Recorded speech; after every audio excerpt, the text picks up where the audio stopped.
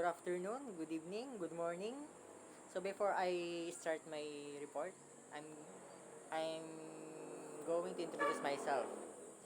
I'm Herbert Bimida Ligson, taking Bachelor of Secondary Education, major in Mathematics, second year. So my report is about Parlor Games. So what is Parlor Games? Parlor Games is an indoor game, especially a word game. A parlor game is a group game played indoors.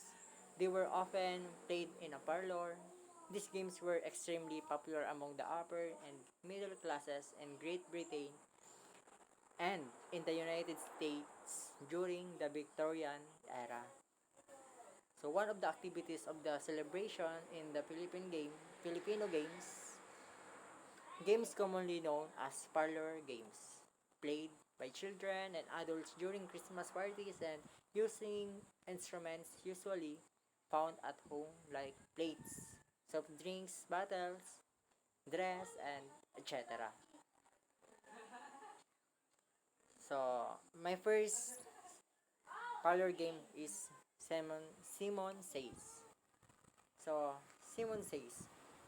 The Simon Says have someone, it can be you, your child, or another adult, to be a sim, to be sim, a Simon.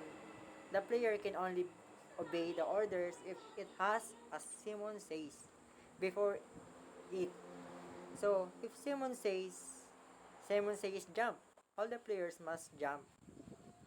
But if Simon says clap your hands, whoever claps your hand is out of the game. Meaning po nito, so example, I'm Simons. Before I before po magbibigay ako ng order, dapat sabihin ko muna na Simon says. So, kailangan po nila gawin yung orders. If I said Simon says jump,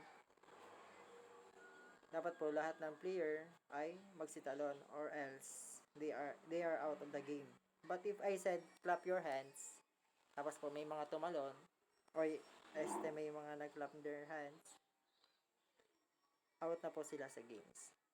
So, before before I give an order, dapat po sabihin ko muna yung Simon says. The second po is hampas palyok. So, madalas po itong ginagawa dito sa Philippines. So, hampas palyok is the Filipino what hit the piñata is to Mexicans.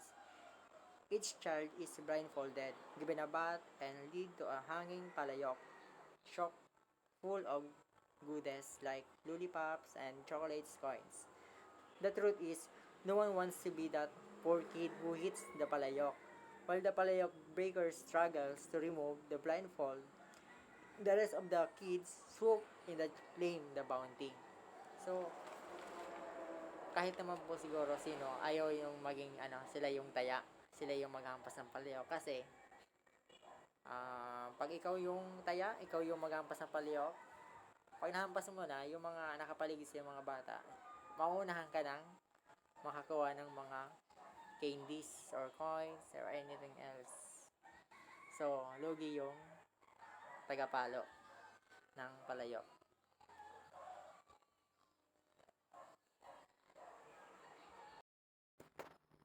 And the next is longest line. That's my number 3.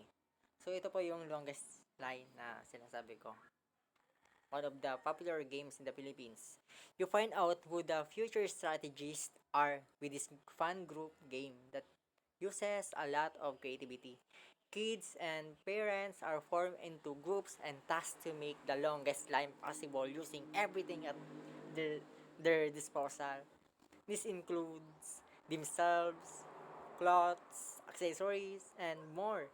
Some popular items, Dad's Cinturon and Kuya's shoelaces. 'Di ba? Lalo na pag yung shoelaces, yung tennis, yung sports shoes, ang haba talaga ng shoelaces na 'yon. Pag meron ka nun, mas madali manalo. Pero may ano pa dito, may diskarte pa dito eh. Kasi, kung sino yung may pinakamahaba sa line, sila rin yung may pinakamatagal sa pag-aayos. Minsan paunahan din yun eh. Hindi lang pahabaan, at paunahan din mag-ayos. So, logi yung logi din yung pinakamahaba. So, the next one is Calamansi Relay. So, ito yung Calamansi Relay. Ginawa ko to nung bata pa ako. Yan po yung Calamansi Relay. So, if there was a game about patience, it's the Calamansi Relay. To win, each member of the group must put a spoon with a calamansi in his or her mouth and race around a designated spot. Frustration mounts whenever a calamansi falls because the group member has to start over. The first group will the first group with all members finishing wins. Variations include the egg relay. Often skip because cleaning up eggs, bits, and eggshell is not fun. And the more adventurous eggplant relay, the adult definitely love this one. So, alam mo yun? Yung parang bigyan na gano'n yung talong. Okay. Next. Next is straw and battle. So, ito po yung straw battle. Dapat meron ka pong materials natin is dapat at least 2 empty bottles, straws, isang player. So ang instruction po niya is split the players into 2 teams. Place the empty bottle several feet away from the starting point. Have the players form one line per team and hand one straw to each of the players. When the game starts, the first player must spin around 5 times. Then, he or she must walk or run to the bottle and be able to put his or her straw inside the empty bottle. Then, he or she must walk or run back and tag the next person in line. The first team to put all their straw in the bottle wins. Due to this spinning, be ready for people to fall down. It is recommended that you play this on the grass or somewhere where the ground is not that hard. So, dapat po, mas may recommend ko talaga dito yung sa grass. And the next one is eating games. Yan po yung eating games ko po. So, dapat po, at least po may po tayo, may marshmallow. A lot of marshmallow. So, ang instruction po nito is, in this game, each player tries to see how many marshmallow he or she can fit in his mouth. So, dapat, dapat subo lang ng subo hanggang sa lumaki na yung hanggang sa hindi mo na yung makaya. He or she must put one marshmallow in his or her mouth at a time. After putting one marshmallow, he or she must say or shout, "Chubby Bunny!" This continues until the player cannot fit any more marshmallow in his or her mouth. The player who can fit the most marshmallow in his or her mouth wins. So, padamihan din to. Ito po ang next. Ang next po is cookie face. So, the cookie face materials, syempre, dapat po may cookies po or at least biscuits. Isa kada player po. And the instruction for this, give each player one cookie or biscuit. Tell each player to put the cookie on his her forehead. The objective of the game is for the player to eat the cookie. However, players are not allowed to use their hands to move the cookie. They can only move the cookie with their face. The first person to eat his or her cookie wins. So, yun na po. Yung nilalagay po dito sa may taas ng mukha. Tapos, parang para gumalaw yung mukha hanggang sa kain na po yung cookies. So, isa din po to sa mga popular na games. And the next one is limbo rock.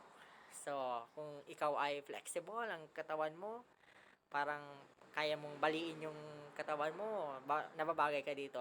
Karamihan ng naglalaro nito, babae, and the most is bakla. So, limbo rock is the ultimate test of flexibility. Yun yung sinasabi ko. Kids must pass under the limbo stick without touching it or touching the ground. It's an easy feat in the first round, but casualties usually pile up with each round as the stick goes lower. That does not mean the most flexible kid automatically win. Though, if you ever bend the rules and played your innocent by bowling to get to the next round, you know what we're talking about. So, ito pagalingan to. Basta yun. Yun na yun yun. Sa picture pa lang, kitang-kita na kung paano ito nilalaro. So, my number 9 is newspaper dance. My favorite one. Okay. So, also known as stop dance. This game involves pair dancing on a piece of newspapers, folding the paper in half in each round until it becomes smaller and smaller. When the music stops, both members of the pair must successfully stay on the newspaper without any of their body parts touching the ground. Key points to winning the game: twisting, lefting, and lying.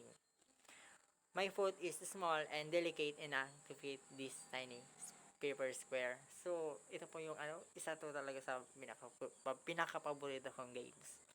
Kasi during that time, I have may crush po ako doon. So, tama-tama sa party namin may games na ganito.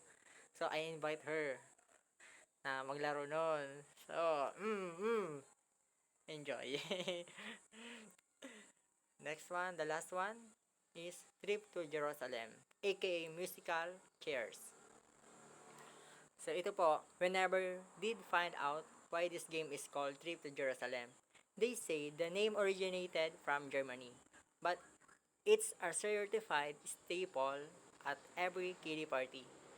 Children go round and round a bunch of chairs while music plays in the background. When the music stops, each kid must sit on a chair.